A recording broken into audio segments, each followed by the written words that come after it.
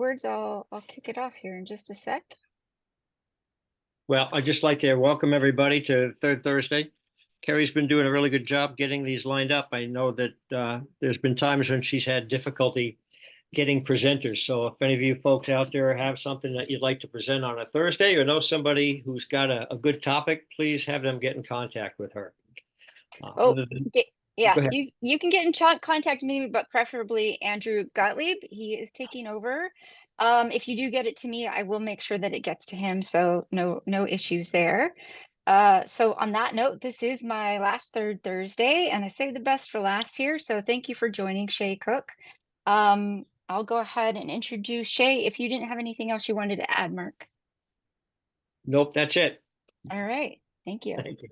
So Thanks for the work, Carrie. Appreciate it very much. thank you. So, everyone, this evening we have Shay Cook. She's been an active canine handler since 1995, working in trailing, cadaver, wilderness area, and disaster. She's a member of California Rescue Dog Association, CARDA. She's also a member of Alameda County Sheriff Search and Rescue, Marin County Sheriff Search and Rescue, Yosemite Search and Rescue Dog Team, and she's a FEMA Oakland Task Force for canine handler as well for urban. She has trained dogs since 1986 and has worked with dogs in shutdown, guide dogs for the blind, obedience, socialization, tracking, herding, and scent detection.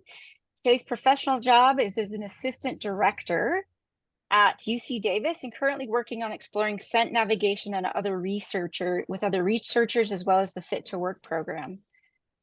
Shay has presented at last year MRA Spring Conference in Flagstaff.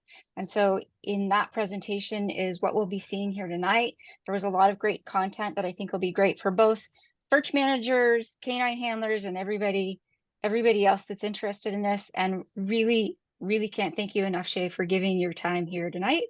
And with that, I'll turn that over to you. Thank you. Thank you very much. I'm going to attempt to share my screen here. All right, is that working? That's in presenter mode. I'm going to try to change that. Apparently it doesn't want to do that for me. Hold on. There you go. Does that work? Yes, looks good. Perfect. So I'm not sure if this is the same presentation as I gave at the MRA conference, Carrie. So you'll have to correct me because I kind of created it all new on this one. All right. So I really want to Sounds focus good. on briefing and debriefing. I'm going to try to minimize the screen so I can see my screen. And it's a specific focus on canine handlers, how you can brief them more information and debrief more information.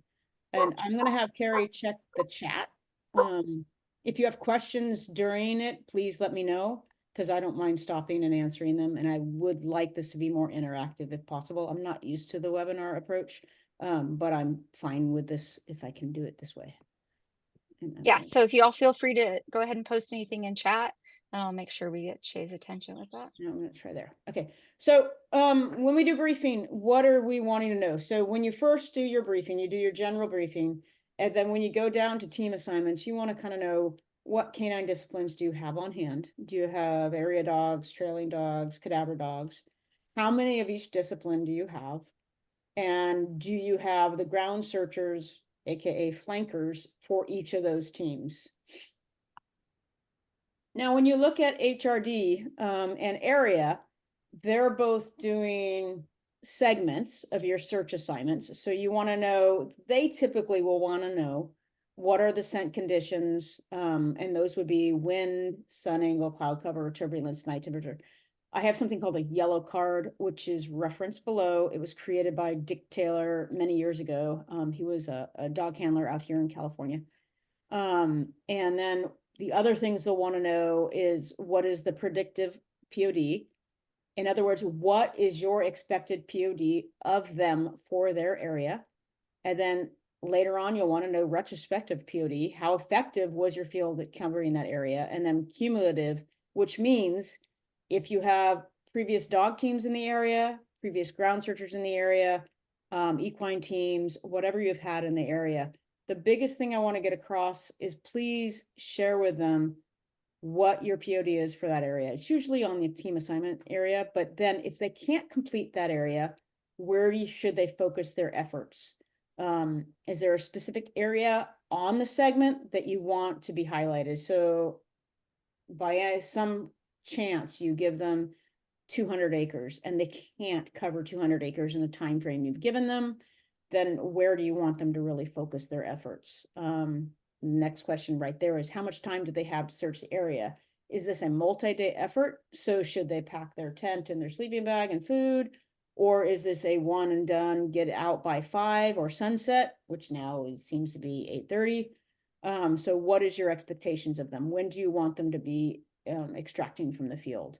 And are there other teams assigned to this area? That is a good information for them so that they know, especially for some of the area dogs, most of the area dogs in California that aren't scent specific, will their dog potentially find other ground searchers in the area? So that would be one of those. Carrie, I can't see chat or anybody else right now, so just let me know if somebody has their hand raised or something like that, because all Will I do. see on the screen. Trailing. So the biggest emphasis for trailing, you'll see here, because there's one question with a bunch of them underneath it, would be scent article collection. If you don't get a good scent article for the trailing dogs, then we're going to have a huge issue in the field. So for you, for briefing the dogs would be, how was it collected? That would be that it was collected with a gauze pad, or it was collected and it was put in a Ziploc bag, or however you're collecting it. Some people really do prefer that after you collect the item, you put it in a paper bag, so that if you're leaving from a residence and there's media or neighbors, they don't see what you've collected. So it's a little bit more protective of the privacy of the missing person. So that's something to consider. Who collected it? The main thing we'll want to know, I'm mainly a trailing handler right now with a cadaver and disaster, but the main thing you'll want to know is, has the person that collected the item been in the field? And if so, where? If the person's been in the field, a lot of the times I'll ask one of two questions. I'll either ask the person to be present when I start my dog, or I'll ask them to flank me, because I want to eliminate that person from my dog's inventory so they know they're not looking for that person. The other question I might have is, how many scent articles are there compared to how many dogs, trailing dogs, are responding? Because we prefer not to reuse the same scent article, so we want to make sure if you have one large scent article that you can put multiple gauze in there, so you can create, if you have one shoe, you can put 5 gauze in there, and now you have 5 scent articles. So be aware of that. Where was it collected? Was it a vehicle that was rented, or was it a vehicle that is owned by the owner? Was it the residence? When was it collected? Is it a recent collection, or is it an old collection? And then how is it stored? Double Ziploc bags, fine with me. Some people prefer glass jars. Work with your trailing handlers in your area to find out their preference. Other questions you might want to have answered was, is the missing person frequently traveled in this area? That's more for scent contamination, because we're scent specific. So if it's an area the missing person walks a lot, you might want to get out of the normal walking route to see if you can get the exit route for that person. And then, has the family been looking out them? So sometimes there was familiar scent and the dog will be interested in that if it's the only option out there. Okay. And then this is just a little cheat sheet for incident commanders on when you are requesting dogs. What are you looking for? I want to add here, where clues only, you can also use a trailing dog. So I need to update this slide apparently. But what you might want to call and request and use them for. And then my screen sharing is right in that. Whoops, sorry. How do I go back here? There you go. Okay. So this is the team assignment form that we use out in California. I know there's other people that might not be in California here. And this is our team assignment form. This is where I would prefer some of the specifics in the area for the trailing dogs and area dogs. There is nothing specific for dogs in this. And that might be something nice to add to it. But if you have something specific, please put it in here. Is that a comment? Or just somebody's mic's on? Okay. Now I'm going to hit into the meat of my presentation. Briefing is great. The main thing you want to get across in the briefing is giving them exactly what your expectations are for the assignment. So what's your POD? Is it a hasty search? Is it a grid search? And is it, so if it's an area or HRD, what's the POD and how tight you want the grid? And then if it's trailing search, do you want them to do intersection checks, or do you want them to follow a trail till the end? Okay.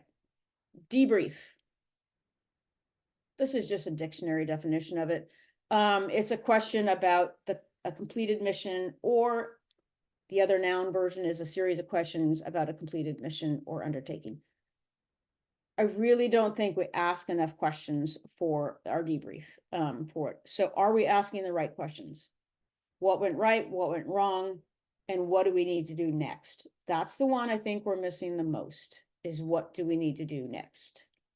So let's go into this a little bit more. So what information do you want? This is the typical response I get. I wanted to try to do a feature where you guys could put in words, but I couldn't figure out how to do it. So for the area dogs, how much area did they cover? What was grid spacing? What was the POD per section, if they have it? Because when you're an area dog and you're working an area, the wind shifts, the terrain features are different. So you can't, to me, you can't give a POD for the entire area that's consistent, because in one area, you might have a higher POD because it was a better environment for the canine than in another area where it might be a worse POD for that dog because the wind conditions are bad, it got hot, it's steep terrain, however the features might change it. Trailing dogs, what direction did they go? What is their confidence with that direction of travel? And did they get a good scent article? Those are the main things I've seen. And for cadaver dogs, the human remains detection, how much of the area did they cover? It's very similar to area. What was the grid spacing? What was the probability of detection per section? And then was there any change of body language? The reason I threw that in with cadaver dogs is because they're usually looking for smaller sources. So sometimes you have a change of body language in an area that you might want to follow up with in another dog later on. On the right-hand side of the slide, I have something that's given for base arc, which is that you want to do multiple deployments in the same area typically to get a higher POD. So you'll use a helicopter, you use a dog team, you'll use a ground searcher. And each time you use a different resource, you get a higher POD. So what information do you really want? From all of the different disciplines, I have heard over and over again, what do we want to do with this information? So it's great. Okay, you got to change the body language. What do I do with that? I'm seeing some things in chat, Carrie, so I don't know if you want to check on that for me. That was me just reminding people to post questions in there. Okay, so what do we want to do with this information? So here is what we have is the dog supplement form. Unless you're really, really having people write on it and review it, you're not going to get that highlight on it. So this asks for scent conditions. That's good, right? Wind speed. But as I said before, unless you're asking them in briefing to write the time of observation for these scent conditions, you're not going to get this information in the debriefing. So if you want them to fill this form out completely, you're going to ask them to periodically at certain times, check which way the wind's coming, what's the speed, what's their 6-foot shadow, what's their cloud cover, what's their moisture, what's their temperature, and if there are other factors. Otherwise, you're not going to get this completely filled out. And I have yet to be at a briefing where the incident commander says, please check your scent conditions and write them down every hour or every 2 hours or whatever it is. So I'm not able to fill this out because I'm not documenting it that thoroughly for them. For area search dogs, you want to know the route, routes of travel. Are you using a grid pattern or are you walking on trails? How are you doing this? If you're doing a grid pattern, what's your sweeping space and your expected POD for that sweeping space? Was there any areas that the dogs showed interest? That's great. But again, what are we going to do with this? And they don't ask that. They do ask, should portions of this area be researched during better scent conditions? That's good, but some of the times you'll see later on when I go into some of the debriefs of some searches that you want to ask them, are there areas outside your area we may want to search based on the dog's indications? Because there's some times where the dog is showing indications and the person is directly across the ravine in a different search area at the exact same contour line. But if you don't get that on a debrief, you won't know that information. And there's a lot of hesitant to say my dog had some interest over here because they're always saying you need to follow that up. Sometimes we can't follow it up. It's literally lofting over from different areas. So you need to make sure your debriefer is good at asking these questions. Down in the next section, it's more focused on the trailing. So scent trailing identified by the dog. So that's basically asking, did your dog get a trail? Yes or no? Was there any supporting signs with their tracks? Really, this is skimmed over pretty quickly, and I'm encouraging people to ask more questions. So you want to get more information out of the dogs. The trailing dogs, you want to know, what is their confidence in the line? That means how confident are they with their dog? When you're working behind a dog, you can tell if they're really, really on, or if they're kind of just, they're guessing right now. They're having a hard time with it. And so that's just, you need to know these things when you're debriefing them. Okay, this is another form. I'm not sure if it's showing, mine has a bar on it. There it is. This is from the Nevada County Sheriff Search and Rescue Team, who has a really robust canine team, and they're working diligently with their incident commanders to try to improve the debriefing process. I have permission to share this, and I thought it was good information because it is minimizing some of the stuff like the scent condition stuff that I think is more for the area handlers and the trailing handlers. It's more for the dogs' interest than the incident commanders. So we want to know basically, did they have any change of behavior, follow-up actions taken by this team to investigate change of behavior? And did you complete that investigation, or do you need us to follow up for you? And where would we have the follow-up? So these last parts down here are the ones that I'm really focusing on, and I think it's imperative that we do this. Hazards in the area is nice too, especially if you're going to send another dog in the area. Okay, whoops, sorry. Debriefing. So this is some notes from a friend of mine from a recent meeting they had, and I 100% agree with this. It's not about showing off how good you are. It's to aid management and to continue their search efforts and finding the missing person. So you need to leave your ego at home and be professional and really try to give them the information they need. So preserve observations and impressions from the field methods for consolidation and verifying information. So I'll go into this a little bit later on how you need to give them information about what you're seeing in the field. That's basically what that is saying. Guides future management for planning of the search, which is what a debrief is supposed to be. And I think it's overlooked sometimes as just a check mark at the end of the search. On your debrief, you need to be brief and concise because you have limited space and they have limited time to read these. So we do need to be very brief and concise with what we think the action item should be. What is in a debrief? So describe what you did. Did you do a grid search, a hazy sweep? Did you focus on the river? Were you river right, river left? How did you search the area?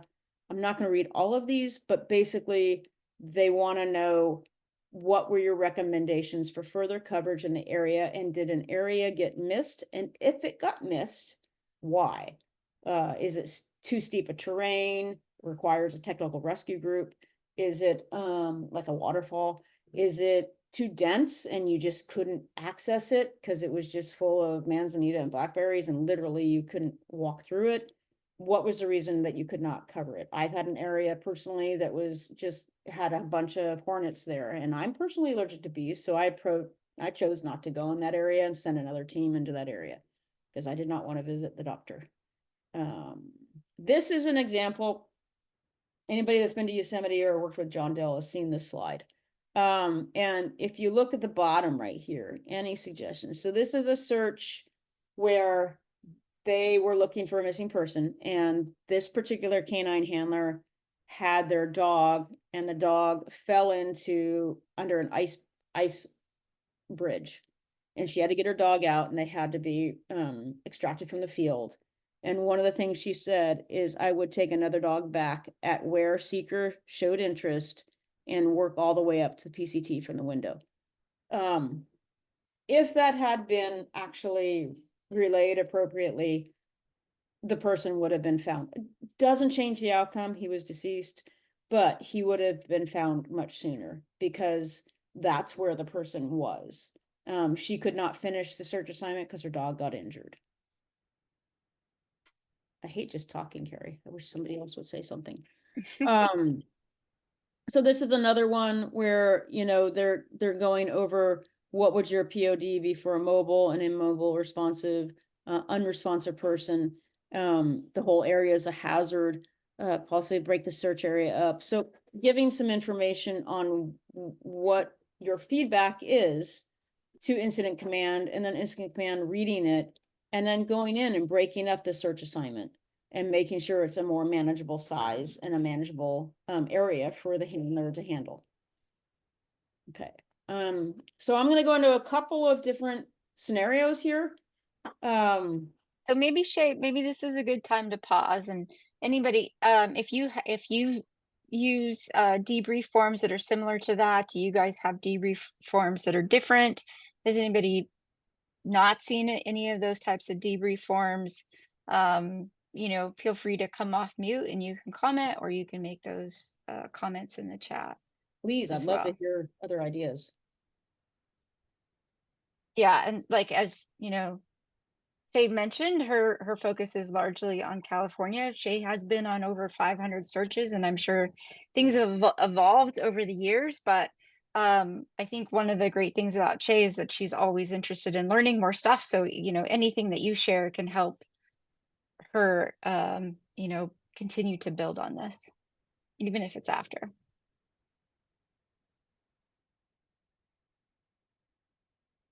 Nobody's got anything, Shay.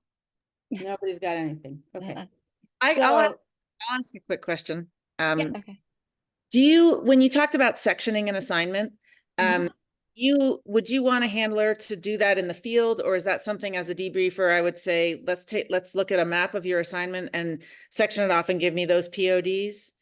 When section off? Yeah, I mean, for you as incident commander, I'd want to know what the POD is per section. So if they could do it by section, but then again, I'd ask them ahead of time, please try to, while you're in the field on your map, identify which areas, or just try to remember which areas you had a higher POD than others, because if you don't ask them, they'll just keep going through their day and doing it. But it's super helpful because different times of the day, the POD will be different, right? So if it's super sunny out, it's going to be a lower POD, but if you come in and you hit it back in the evening or in the morning, it might be a higher POD, just because the wind conditions and the scent conditions change. Super, thanks. That makes sense? Yep. Okay. And then Shay, we do have a couple questions in chat. Have you experienced confusion with common language, e.g. alert versus interest, and how do you mitigate a common understanding? Yes. Well, there's confusion even under the canine field. So, I mean, I think the question so to me, interest is when my dog is they're showing signs that they have something, but they can't pinpoint it. To me, that is what an interest is. An alert is an indication. They have a trained final response, they go to it, they commit to it, and then I know for sure that is what they're alerting on. The question I would ask them is, what do you do with it? So I can have interest or a change of body language. That is now, they changed the terminology. Interest is now typically called change of body language for non-dog handlers. That's, at least in my world, that is what's now it's become. And you want to ask them, what do I do with that? It can be very useful information.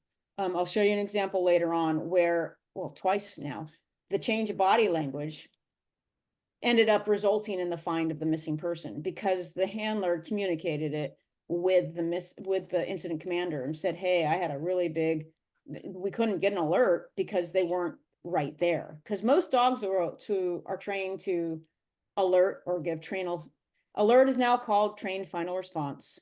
Interest is now called change of body carriage. I don't know why we're changing terminology, but that is what it is. So if you get a trained final response or an alert, it typically means the dog has identified exactly where that source is, whether it's a live person or a dead person. They've found exactly where it is. Interest or change of body language means they have the scent of that person or that source, but they can't figure out where it's coming from.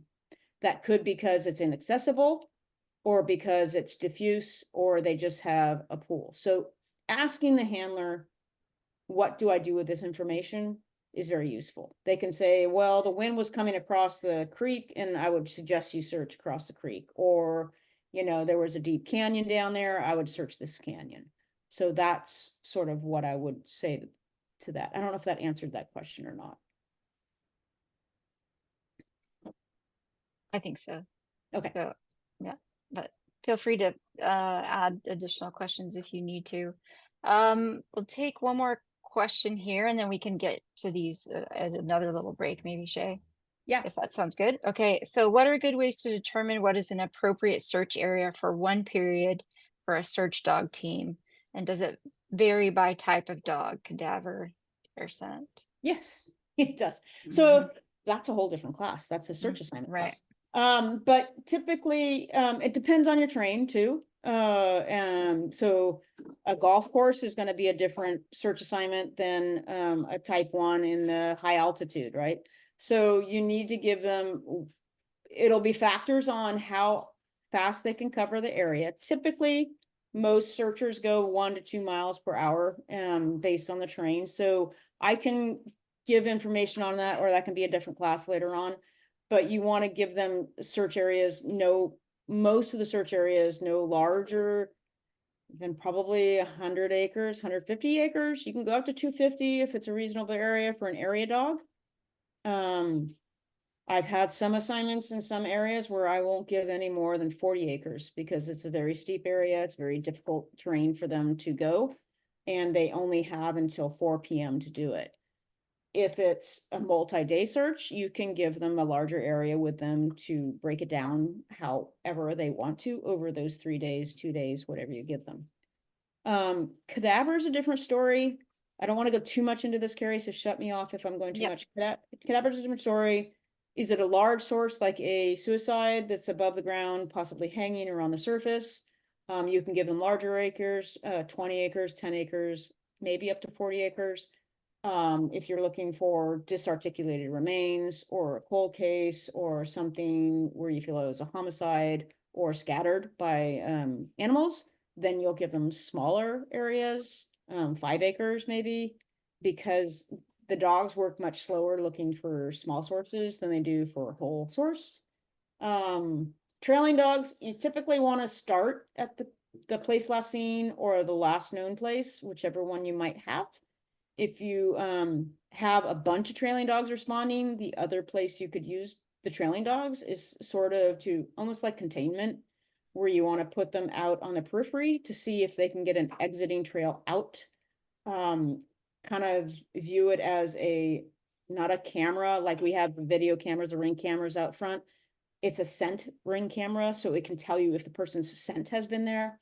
The downside to that is if the person walks the area a lot, the dog could be 100% correct, but it's a trail that is older than the person was missing. So it could be yesterday's trail and the person went missing this morning, but the dog is 100% correct because it's on that person's trail. Is that good, Carrie? Yeah, that's good. Thank you, Shay. Okay, so I'm going to go on to a few mission examples and then we can hit more questions if there are. So this was a search. It was in Yosemite. It was a missing 55-year-old white male. He recently had heart surgery. I can't remember how long ago. He was either a triple bypass or a quadruple bypass. He lived and worked in North Pine Camp as a host. For those that don't know what that is, it means they actually have an RV there and they reside at the camp for a length of time. Usually it's 3 to 6 months. His wife and were having some issues, and he was living in a different camp spot, 182. It was in what's called housekeeping, since the park reopened. He went fishing and hiking daily from the campground. So from a trailing handler's perspective, there's a lot of scent there. He had left all of his camping gear as well as his phone at the campsite. On the phone were some recent pictures of him walking up a dry creek bed and one of the Sierra Point, which is his wife thought was sentimental because he hiked there after his surgery as a statement of healing. There was a video of him saying goodbye. It was pretty impactful when you watched it, but they wanted us to watch it so we could see his state of mind. We went to his campsite, and it was it was now occupied by some visitors, and they had taken all of his stuff and put it outside of the campsite. So now we had contamination of his sources that we had. So we did finally go to the cache, and there were some other items there. You guys can read the other blurbs down here. They did a good job of trying to look for camera surveillance on the trail cams and other things, but they didn't find anything. He did have a CCW, which is a concealed and carry permit for a gun, but no gun had been found. And his vehicle had been searched by the local police department, so it was hard to get a scent article out of there. We did find some items at the SAR cache, and we went through those and found some good sources. So that is the scent article collection and a little scenario on him. My assignment was to confirm if he did indeed go up Snow Creek Trail, because he also stated he wanted to try to find the hiker's route to the top of Half Dome, which was a completely different direction than reaching Half Dome via Snow Creek. We also had an assignment to try to check the campgrounds, and then Happy Isle trails, and all the trails around Happy Isle, which is, there's 7 of them, and then all the trails around Mirror Lake. After about an hour discussion, we decided the best order would be Mirror Lake, and then Happy Isles, and then maybe campground, kind of working our way down, right? So almost a confinement, if you want to call it that. So I'm going to show you the tracks in a minute. So we did debrief, and we had a long discussion with Incident Command. This is where I'm talking about debriefing. There was nonstop information coming in from investigations on people that had seen them in the park. Their recollection of when they saw them was very inconsistent. So we were having a hard time figuring out exactly where he went. I did indicate that you might want to check other areas that I didn't get to, because my dog did not get to Snow Creek, really. I did go there and got a negative. But on my debrief, I stated when I was at the base of Half Dome, I looked up and there was a bunch of slabs that I wanted, that if I wanted to, he could have climbed them, but I could not with my dog. My dog, you'll see in the track, went directly to those slabs. So my suggestion, 551 is the helicopter in Yosemite, was that they fly 551 one more time. They had one more flight in their gas tank, and they fly it above the slabs of where I ended up. So this is my track. I don't know if you can see it, but I started over here. This is Mirror Lakes, and we go up here, and this goes up here is Snow Creek, but I can't reach Snow Creek. My dog came across here, cross-countryed here, went across the river, and then came over here. This is another trail that goes over to Snow Creek, and then she cross-countryed all the way up. There's no trail here. We just hoofed it up here, and she ended here, and she went back and forth right here. So my recommendation was that they search right here with a helicopter. The person was found right here by the helicopter within 5 minutes of flight. So if I had not debriefed, if I didn't trust Incident Command as much as I do there, and I didn't debrief as much, you know, if I just said, no, I searched Snow Creek and I got negatives, which was my assignment. My assignment was not to go cross country up, which is, I call this Fly Canyon. There was all these biting flies up there, which were really nasty. But if I just did my assignment, which was to do Snow Creek, which is up here, or do Mirror Lake, which is down here, or do the campground, which is down here. If I just did my assignment and then moved on and told them what I did on my assignment, we would not have found him. But I was able to, they give me freedom out there to do what I need, and it worked out to the benefit of this particular search. So that's one example of debriefing, really debriefing with incident command of going, this is what I would suggest based on what my dog did. So back to the question of what is interest, this was area of interest. My dog had significant change of body language here. She went straight up there. She's a trailing dog that also has cadaver. She switched from trailing to cadaver very quickly. I don't know how she did it. I have not trained that. She automatically did it. The guy had been deceased up here. So that's the change of body language area of interest, where most people don't want to say that, but I did because my dog had significant interest here and it worked out to a benefit. Okay. Are we good, Carrie? We're good. I'm not watching my time either, so you'll have to yell at me. You're Normal debriefing data applies. So some additional information that you want for canines. So trailings, you want them to debrief on what was the commitment of the dog at the last known place or the PLS, place last seen. You want to know, did they get a direction of travel there? And if so, which direction did they go?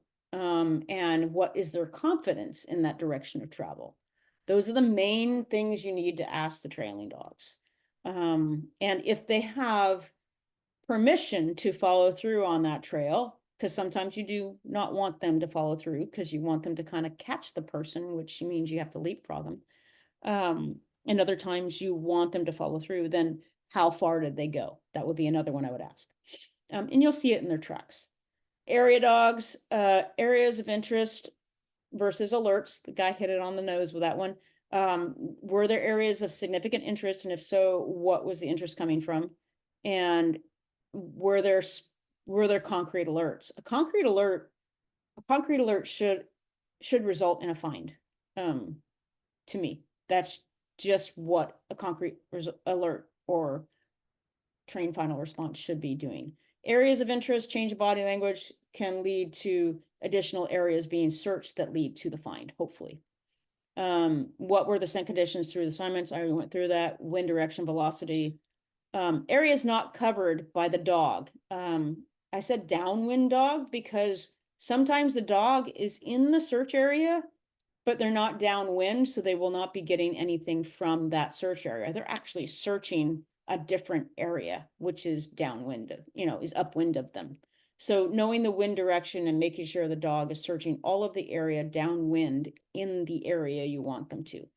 Any articles found by the dog. Most area dogs will not, there's some scent specific area dogs out there.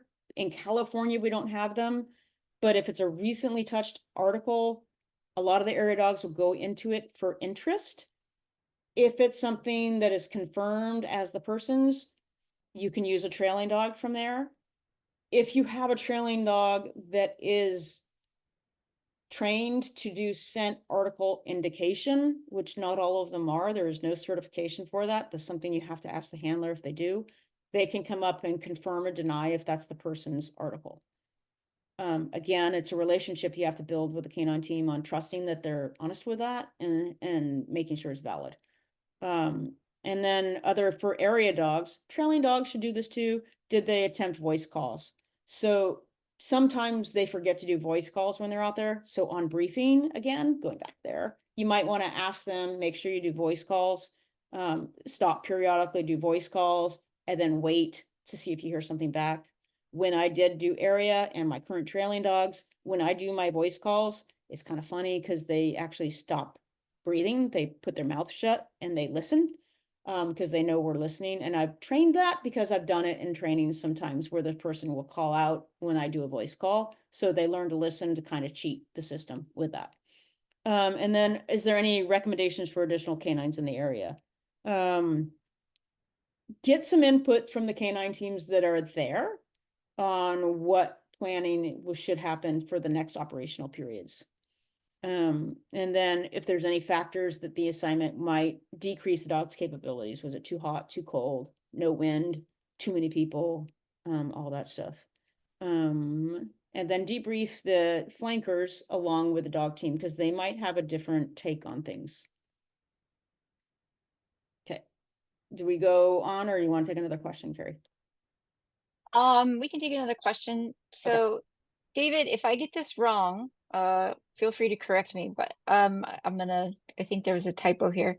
So, Shay, when you're working with air scent dogs, how much do you rely on GPS tracks to assess area coverage? Ooh, if you can overlay that with a time scattered wind and temperature, I'd say it's really reliable. But yeah, that's where you need to ask them. So here, I'll show the next slide. I think it is. This one is a slide. If you look at it, this is one of my apprentices I had. And when she went on her first search, this is before GPSs. I asked her to do this, and it was telling me which way was the wind going at what time. And you can see how often that changed based on where she was. So if you just look at the tracks of the area dog, it's not going to be reliable in how much coverage that dog had, unless you're using the coverage as literally walking on the person, because the wind shifts so much. So you need to kind of use, that's where Molly's question of, how to break it down and ask the handler, can you break this in segments and say, what was your coverage in the lower quadrant, kind of break it in 4 quadrants, northeast, southeast, that type of quadrants, and ask them the POD. They might have one area they say was horrible or one area that was really good, but that's sort of how I would do that question. Whoops, I'm going the wrong way. Whoops. Okay. There Great, another thank question? Did that answer that, Dave? You guys can unmute. Yes, yes, yes, it did. That was very helpful. Thank you. Okay, good. Thank you, Shay. Another question or keep going? Keep going. Okay. So now I'm going to go a little bit in area. So I did do 15 years in area dog handler. I think it is a valuable asset to me being a trailing handler because you learn a lot about scent. This is the same apprentice I had, and she was tracking this. So she had a Labrador. I have German Shepherds, and she did retrieve work with it. So she wrote hunt. Everywhere the dog was hunting for the scent, which would translate to some other area dog handlers as interest. Just there's nomenclature and it just gets confusing with the semantics of things. So when you see hunt down here, this is where the dog was actively really looking for something but couldn't commit to it. And then the flags for her were indicating her dog was actually almost alerting, like it was barking up a tree, but unable to pinpoint. She did find the shoe right here, which was a good clue. And then the subject was found right here. So it's hard to see that there's a drainage right here. It's kind of a vague drainage, but it was at the same elevation. She was noticing this because she was trying to help me prove or disprove my theory that in some drainages, especially in the Bay Area here, we have some microclimates. Marin has a lot of them, that the scent will contour directly across the drainage. And if your search area is over here, you may get the dog indicating up here, and you need to look across the drainage at the exact same elevation. And we've had quite a few dogs be able to pinpoint, hate to say that, but that the person is here, but not in this location. The dogs are searching for scent. We're searching for people. You would think that the person is the ultimate amount of scent, but just like you say, there's 1,000 clues to one person. There's 1,000,000 scent articles to more than that to one person. So the dog is finding all of these clues all out there, and they're trying to decipher how these clues work together to find this person. So we're trying to help them do that. So that is one example of same elevation, cross the drainage, cross a parkway, if it's urban. There's all these different things. In granite, it works like concrete. It'll go just straight across the granite. It doesn't sink down, so it just lofts straight over. Okay, next one.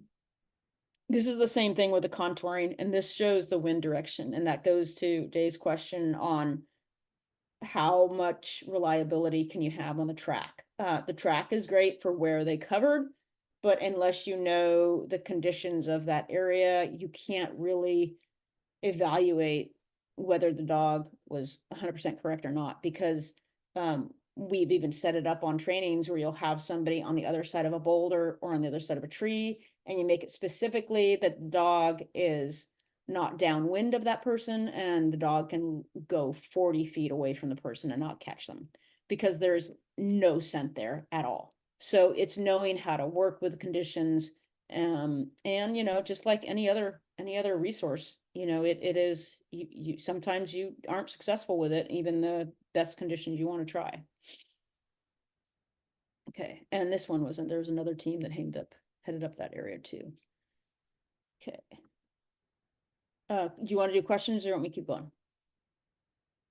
This gets Keep into going. somebody else's question. Okay, Yeah, so this let's keep is the other question where you guys hit me on how much should you have your dog search? This was created by Dick Taylor, and then there was another guy named Hatch Graham that sort of worked on this as well. There's an article out there by Ken, I can't say his last name. If he's on the phone, he'll be mad at me. He's in Pennsylvania, and he did an article on sweep width for search dogs. This is the general guidance we have. So based on target POD, which is what I've been asking you guys to do when you're giving a briefing, what is your target POD for the area? And then how fast are we going to be going? Is it super steep and we can only do 0.5 miles per hour? Or are we going to be booking it at 2 miles per hour in that area? And then how many acres you can cover per hour? And then what is the grid speed? You know, what's your grid width there? And then these are the conditions of the environment. Are they poor, fair, excellent? Dick Taylor made these in a yellow card. I have a box full of them in my garage. If anybody locally wants them, hit me up.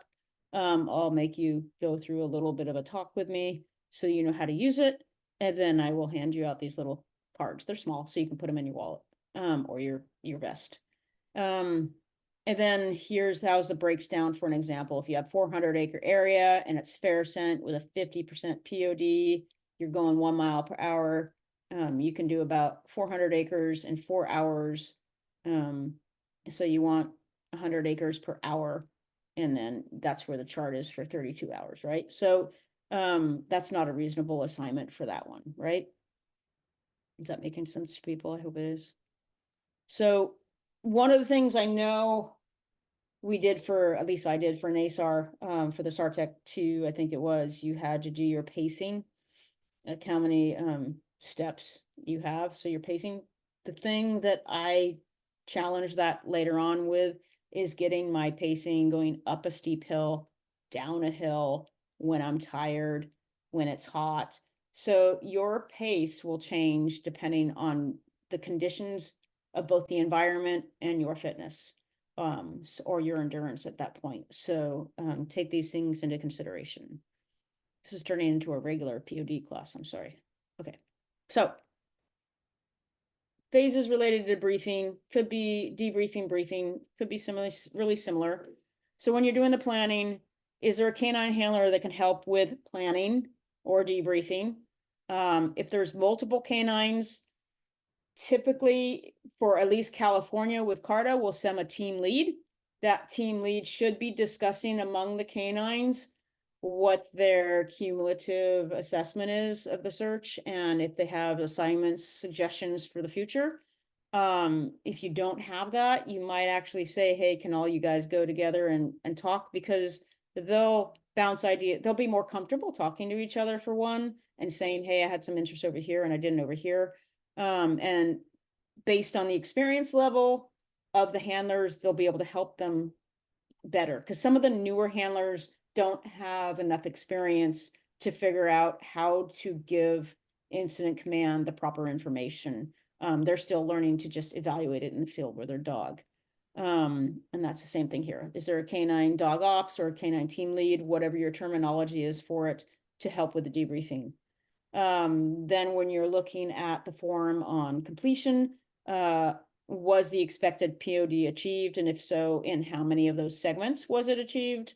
And then if they're different in the segments, say the POD was 5% here, 20% here, 40% here, 10% here, what's the cumulative POD for your area?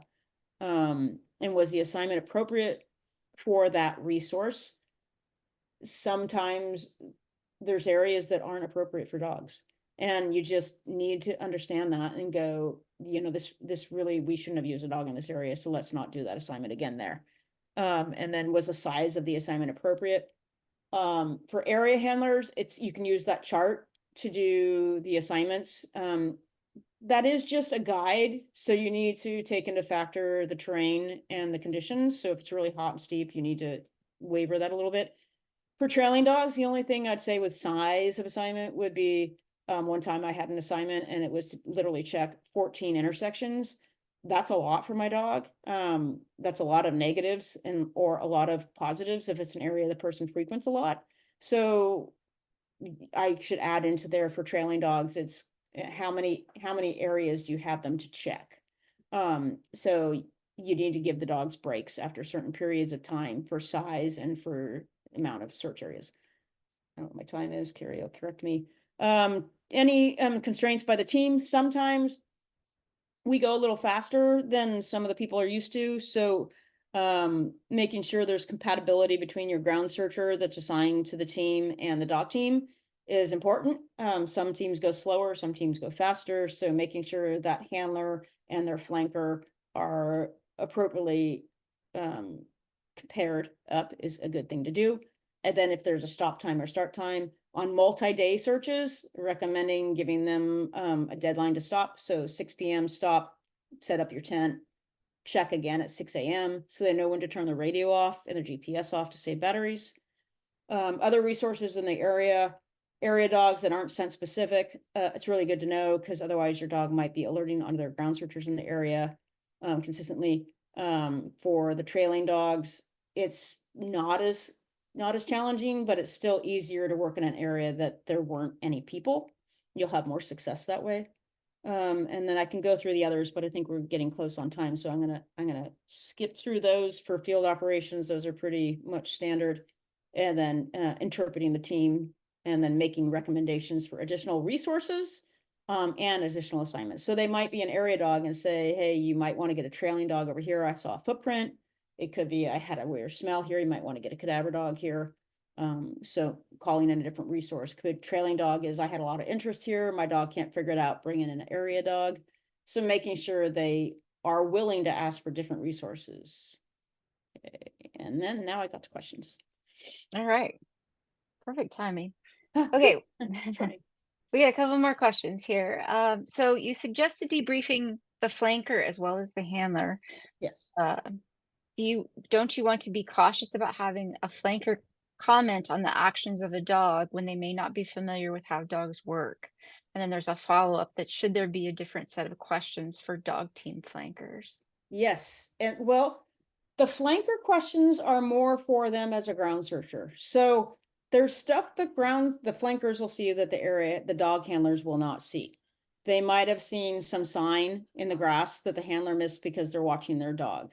They might have seen an area that looked like a good area to search. So you're not necessarily asking the flanker to debrief on the canine itself, but more of the search assignment itself. If you assign a flanker that has canine experience, it's a very useful thing to do as long as the relationship between the handler and the flanker is good, right? You don't want them like saying anything contrary to it. So I agree with that, but you want to get the most information out of the team as you can. So having a different viewpoint is sometimes helpful. I mean, I know when I'm working, I try to look around a lot, but I can't. I'm really trying to focus on my dog and what's going on with that and my footing. So they might catch things that I didn't see. They might have seen something and not been too nervous during the moment to say it, right? They might have saw a red shirt and didn't really think about it because the dog didn't go there. But on debrief, you could get that information. That helpful? I think so. Yeah. If we don't answer the question that anybody has, feel free to add a follow-up. Yes, please. Yeah. So the next one, do you happen to know the type of terrain and vegetation and density that the test area was used to create that POD chart?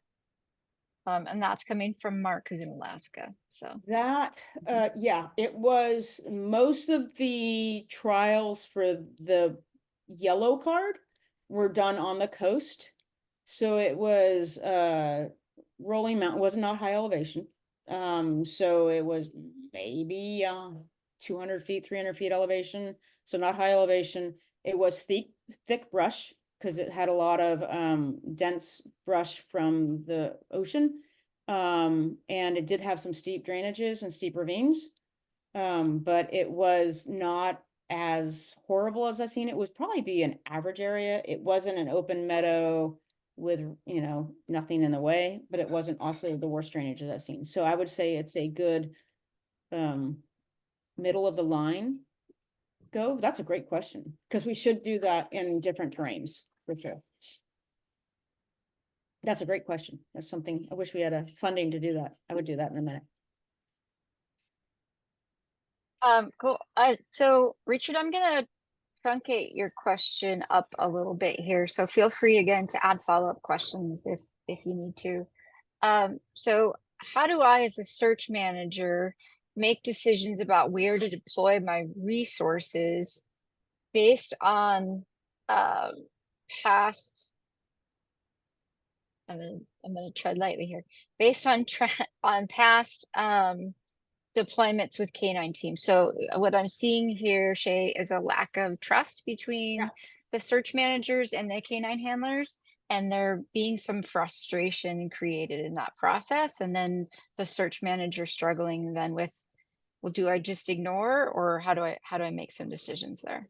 Oh, that's a hot There one. you, there you go. Yeah, I don't, I'm sorry for you. Try to find a handler you trust to help evaluate it, but it's really hard because you do need to have trust. And you do need to have canine handlers that are honest and have the good integrity to tell you when an area is covered or not covered. So I mean, I guess I could say he can contact me offline so I can try to help with that one a little bit more, but that one's a hard one to touch right now without knowing more specifics. Because dog handlers are a fickle bunch. I mean, I mean, it's kind of like saying it's a cat lady, right? Or a horse lady. I mean, I know that, and I try not to be one, but it is out there, and trying to handle them with mittens is a little frustrating at times, especially when you're running a search. So I don't know the specifics of that, like if they've given them bad information before, if they had misses, if they're, I don't know. I don't know how to answer that one, Carrie. Other than he can contact me offline and you can. Yeah, I think that's good. And I think I'll add one comment that you made in the previous presentation, which was, you know, dogs are not perfect. They're not foolproof. So sometimes mistakes are going to be made, and building that trust and relationship with the handlers, and giving them some grace in that, I think goes a long way in, you know, future searches. And I think you alluded to that in your Yosemite search, where if you didn't trust command to have those conversations and say, this is what I think you should do, right, then maybe that information wouldn't have been relayed. So and you're 100% right. Dogs are cover my dog's ears. They're a tool, right? They're a tool we're using. And just like any piece of equipment, they have some times where they need a little fixing, right? I mean, if you have your drone and it runs out of batteries, you kind of need to charge it up before you can work it again. Or if the camera goes out or the light goes out. So, I mean, we train a lot to try to make sure we're fixing all these things as they show up. So, they might have a bad day out in the field. I might have a bad day out in the field. So giving a little grace is important, but it is building that relationship. Go ask them for a cup of coffee and have a just candid talk with them and say, hey, I want to be a partner out there to you. We're working on the same mission. Let's try to get this going. What can I do to help you? And try to build that trust up. There's a fear out there by dog handlers of failing. And so that fear starts to show in them not being candid with what their dogs can and can't do, because they're a fear of judgment, right? I think that's with any discipline, but I know it specifically with the dog industry. So, you know, the more you can remove that and just say, hey, yeah, you gave your best shot. Let's try to fix this, the better. So, that's a trust issue that I can't solve on this call. Yeah, and then someone else made a comment, perhaps attend a training with them. Yeah, do training with Shay them. said, have a cup of coffee with them. So, Yeah. I'll make sure you guys have each other's information if you Sure. want to connect offline. Yep. Any other questions? I think we're at time. We're right on time. Wow. So perfect. Thank you again, Shay, for your time. Yep, of course. Thank you for all that you do. And thank you everyone for attending and for the great questions. Actually, there was one more comment on there. I saw that Mark was asking if you can share the POD chart. Yeah. Yeah, I'll throw out the yellow cards because I got like a whole box of them. All right, sounds good. Yeah. So if you want to, I can get you Mark's information, or if you want to send that to me, we can find a way to share that out with everybody. Yeah, I'll put it in chat. I'll put my email. Perfect. Okay. And there's my email address. So just reference MRA. Otherwise, I might just like skim. Yeah. And just for everybody, the recording will be on the YouTube channel. We will truncate it to take Shay's email address out of that in there, but so it's not on YouTube forever. But if anybody Things are wants, on YouTube forever, so yeah. So if anybody wants to see the video later, you can go to the Mountain Rescue Association YouTube channel and see this recording as well as any of the past ones. So again, thank you so much for your time and expertise, Shay, and thank you all for coming. thank you guys. Bye.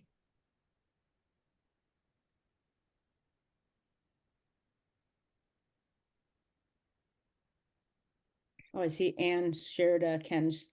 Thank you, Anne. Chia, I can't say his last name. We have a lot of thank yous there. Yep. I just want to make sure I didn't miss anything. Yeah. Oh, someone has the AI dog handler thing. That was cool. I'll stay on. So if you had comments for me. Oh, Kate's there. Hi, Kate. Kate's on her way to a deployment, so Where are you going, Kate? She's muted. Yeah, just call me after this. Okay. Okay. I'm like, I don't know if I'm supposed to say, so I'm not gonna say. Well, That's you fine. did. Just call me later. I'll call you later. Yeah. Okay. Be safe. Thank you. That looks like Chris Boyd, unless there's another Boyd.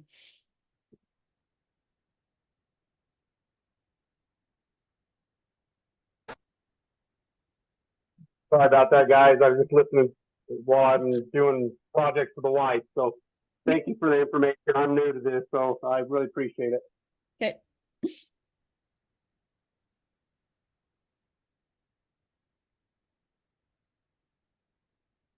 Okay. Okay. All right. Is Yeah. it still recording? That It's was still great. recording though. Let me stop it. Now this is a private conversation.